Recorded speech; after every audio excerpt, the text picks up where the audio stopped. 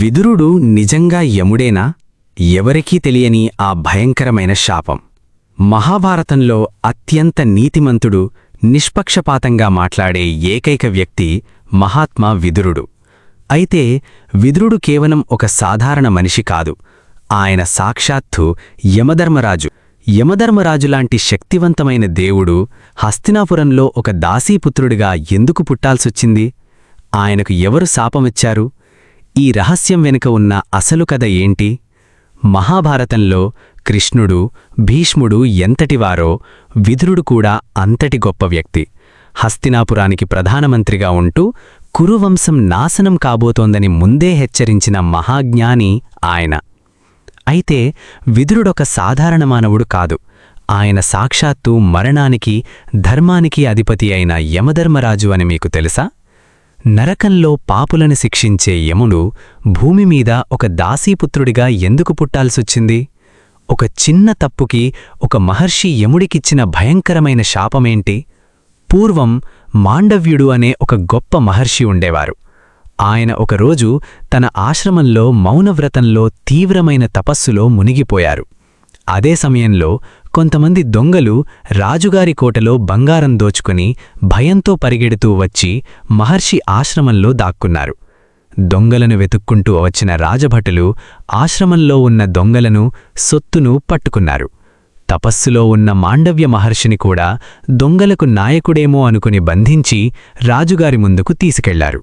రాజుగారు అసలేం జరిగిందో విచారించకుండా మాండవ్య మహర్షికి శూలం వేయాలి అంటే ఒక పదునైన ఇనుప స్తంభంపై కూర్చోబెట్టి ప్రాణాలు తీయడం అని శిక్ష విధించారు. భటులు మహర్షిని శూలానికి గుచ్చారు. కాని ఆయన తన తపశ్శక్తి వల్ల చనిపోకుండా ఆ శూలంపైనే భగవంతుణ్ణి స్మరిస్తూ అలానే ఉండిపోయారు. తరువాత నిజం తెలుసుకున్న రాజు భయపడిపోయి మహర్షి కాళ్లపై పడి క్షమాపణలు చెప్పి ఆ శూలాన్ని శరీరం నుండి బయటకు తీయించాడు. కాని ఆ శూలం యొక్క చిన్న ముక్క అణి ఆయన శరీరంలోనే ఉండిపోయింది. అందుకే ఆయనను అప్పటినుంచి అణిమాండవ్యుడు అని పిలిచేవారు.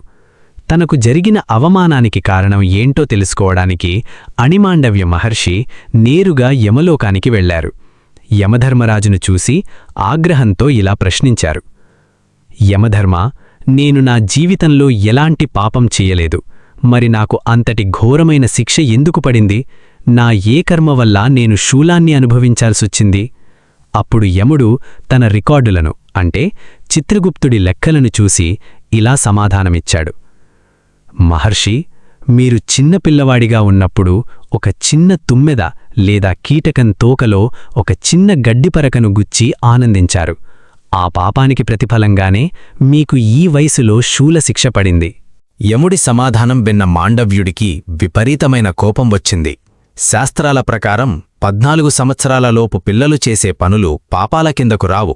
ఎందుకంటే ఆ వయసులో ఏది తప్పో ఏది ఒప్పో తెలిసే విచక్షణ ఉండదు. అంత చిన్న వయసులో తెలియక చేసిన తప్పుకి ఇంత పెద్ద శిక్ష విధిస్తావా? నువ్వు ధర్మాసనం మీద కూర్చోవడానికి అర్హుడివి కావు, నీకు ధర్మం తెలియదు అని ఆగ్రహించారు.